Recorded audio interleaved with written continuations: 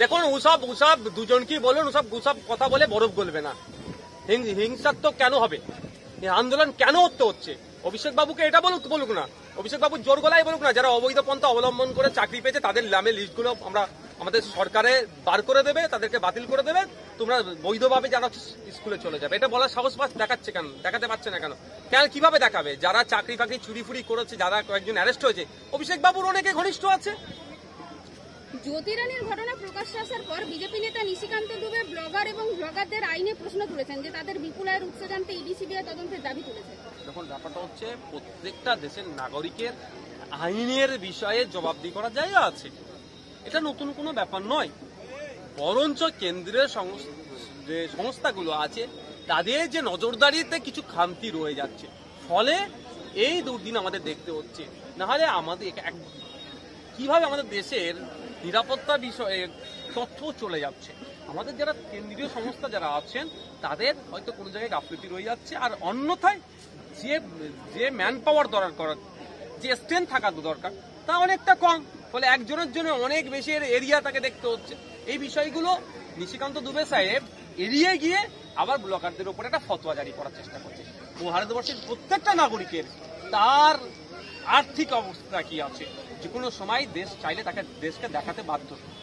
নিজের দেহরক্ষী পুলিশ কর্মীকে লক্ষ্য করে গুলি চালিয়েছেন নদিয়ার দাপুটে তৃণমূল নেতা সাজিদুল হক শাহ। দেখুন ঘটনা কি আছে ভিতরে, হয়তো এটা হতে পারে, তোলা নিয়েও সমস্যা হতে পারে, বিশ্বাস তো নেই এখন কি হয়েছে, তদন্ত সাপেক্ষ। তবে এগুলো ওই যে দেহরক্ষীকে গুলি চালালো, বন্দুক কোথা পেল,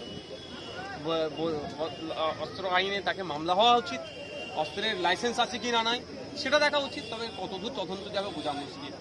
তৃণমূলের দামাল ছেলে হলে, এই আরাবুল কাইজার সরকারদের মতো হলে ও ভালো গুড লিস্টের হলে, গুড লিস্ট মানে যারা বোম মারতে পারবে ভালো, যারা বেশি বুথ লুট করতে পারবে, যারা মানুষকে ধমকাতে পারবে, যারা গুন্ডামি মস্তানি করতে পারবে, তৃণমূলের তারা গুড বয়। এটা হলে তারা তদন্ত বেশি দূর হবে দেখবে না। টিটাগড়ে তৃণমূল কাউন্সিলরের ব্যবহার করা ফ্ল্যাটে বিস্ফোরণ, কি থেকে বিস্ফোরণ স্পষ্ট নেই, তবে সন্দেহ করা হচ্ছে মজুদ বিস্ফোরক থেকে হতে পারে। একদম কারণ এই ভোট আসছে, এগুলো সব মজুদ করছে, বিরোধীদেরকে মারবে, ধমকাবে, চমকাবে, গণতন্ত্র লুট করার জন্য। মমতা ব্যানার্জি বলেছিলেন, আমরা ভুলে যাচ্ছি না, বকটুয়ে কাণ্ডের পরে রাজ্যে যত অবৈধ বিস্ফোরণ হ্যান ত্যান যা আছে সব উদ্ধারের জন্য। এতদিন হয়ে গেলে এখনো উদ্ধার করতে পারছে না, উদ্ধার করবে কিভাবে? যারা উদ্ধার করতে যাবে, যখন পুলিশ যখনই ধরবে এদেরকে, দেখবে তৃণমূলের আছে বড় নেতাদের ফোন চলে আসবে, হ্যাঁ ওকে ছেড়ে দাও। হয়তো পুলিশ সেই জন্যই যাচ্ছে না, জানার পরেও।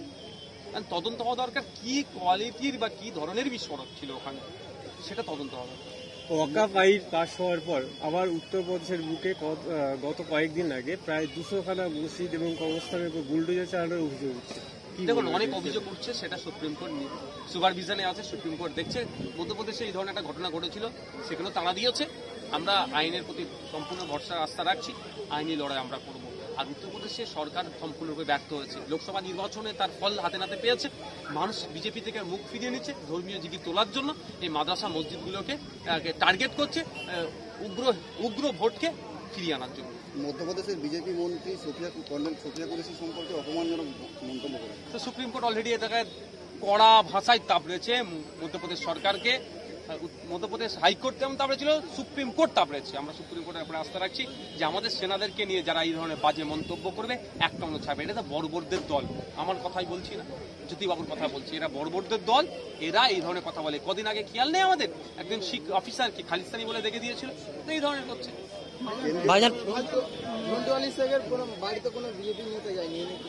অনেক আগে বলে দিয়েছি ভাই,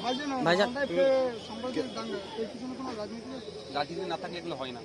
সরকার চাইলে না চাইলে সাম্প্রদায়িক দাঙ্গা হয় না। বিজেপি নেতা অর্জুন সিং মুসলমানদের ভাতে মারার হুঁশিয়ারি। আমি কি বলবো, মমতা ব্যানার্জিকে প্রশ্ন করো, তৃণমূলের নেতাদের বলুন না, জিজ্ঞাসা করুন ওদেরকে। ওরা বড় বড় ভাষণ দিচ্ছিলেন যে ভোট দাও বিজেপিকে আটকাবো, ভোট দিয়েছে বিজেপিকে আটকা, বিজেপি এই ধরনের কথা বলছে, তাদের বিরুদ্ধে মামলা হচ্ছে না কেন? এটা বিজেপি নেতাদেরকে জিজ্ঞাসা করুন। আমাদেরকে যদি ক্ষমতা দেন বলা বন্ধ করে দেবো, বলবার সাহস পাবেন এই ধরনের কথা। কেউ হিন্দুর বিরুদ্ধে মুসলমান কথা বলতে পারবে না, মুসলমানের বিরুদ্ধে হিন্দু বলতে পারে। সম্প্রীতি ঐক্যের সাথে নিয়ে যাবো, হিন্দু মুসলমান নির্বিশেষে কাঁধে কাঁধ মিলিয়ে আমরা থাকবো।